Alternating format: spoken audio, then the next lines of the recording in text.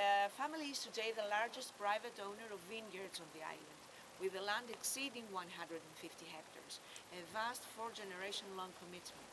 Most of the plots are over 70 years of age, and we have those that can be over 250 years old. Why?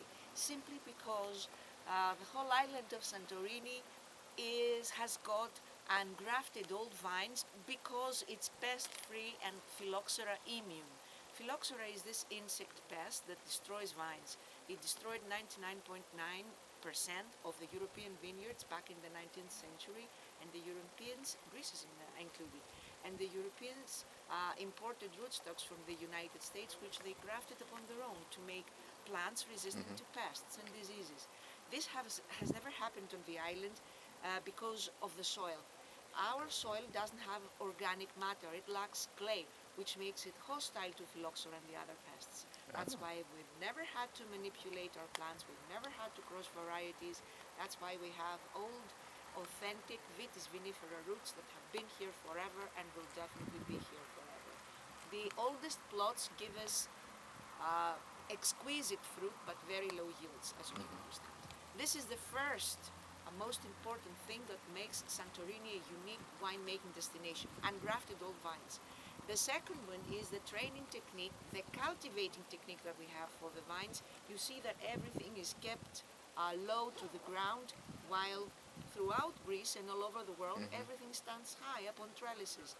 Now, there's a reason for this as well. This basket-shaped nest that you see here is called kulura.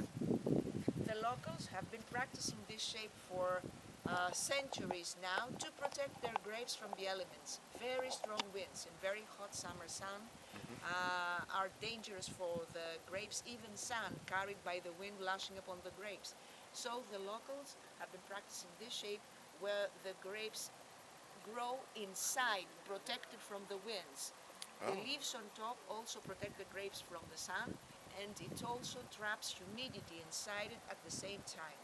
Santorini is the driest region in Europe, so everything is alive because of humidity. We have about 20 days of rain per year, which is nothing. But we have tons of humidity. It comes from the fog, from the caldera in the morning. At night we have sea breezes that cool everything down. The topsoil is full of pumice that absorbs humidity from the air.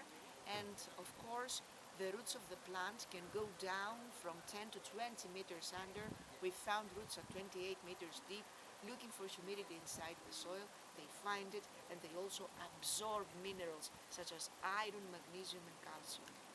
Now, the volcanic soil gives us wines with a very low pH, as low as 2.7, which means high acidity in the wine, that along with minerality and salinity are the three most basic characteristics that all of our wines share. Can I show you the production line? Is for us each year, beginning of August. This year we started on the 15th. It lasts for about a month, and everything is done manually on the vineyards. We don't use machines. So you can imagine the hundreds of hours of painstaking work that's needed for each and every one of the vines separately, to train it, prune it, handpick the grapes. That concerns tradition.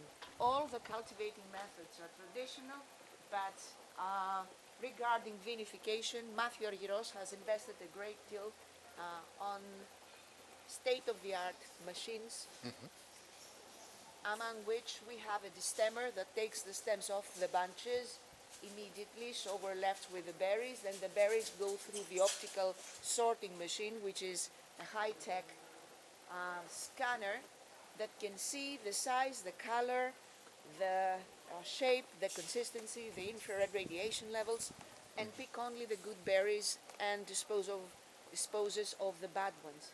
Then only the good berries go into the press, which is a pneumatic press containing a huge rubber balloon that is filled with air.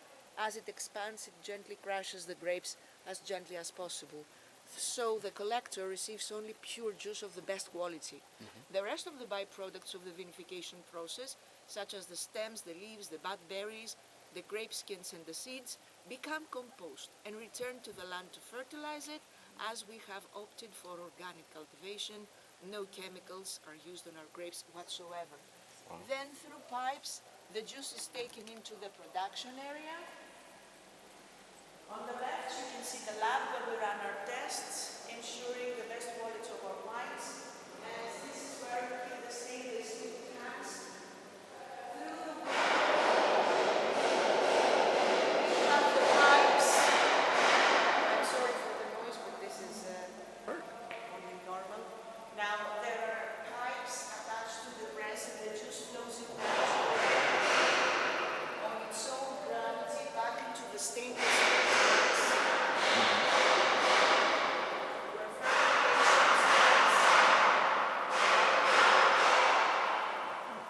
Fermentation starts according to the variety that we want to vinify. It lasts for about 2 to 3 weeks, and then the wine stays in there to mature for as long as it's needed. Underneath here, we also have labeling and bottling facilities, so when the wine is ready, it's bottled, corked, labeled, and stored until it's released into the market. Most of the work happens in here, and we want most of the wines, as they are tanked, to retain their energy and their fresh aromas. Of course, we do have a cellar with big French barrels made of oak, of second and third use, just to underline the character of the wine, never to create it. In the cellar, we age our Vinsanto, the traditional sweet wine of Santorini. It is where we soften the tannins of our red Mapatrav in a single variety, and where we create 2 out of our 4 Assyrtiko labels, Evdaimon and Nycteri, that are both tanked and barreled. We produce about 400,000 bottles of wine per year. 60% of this is exported into about 30 countries worldwide, and 40% stays here in Greece. Most of it, of course, is consumed on the island.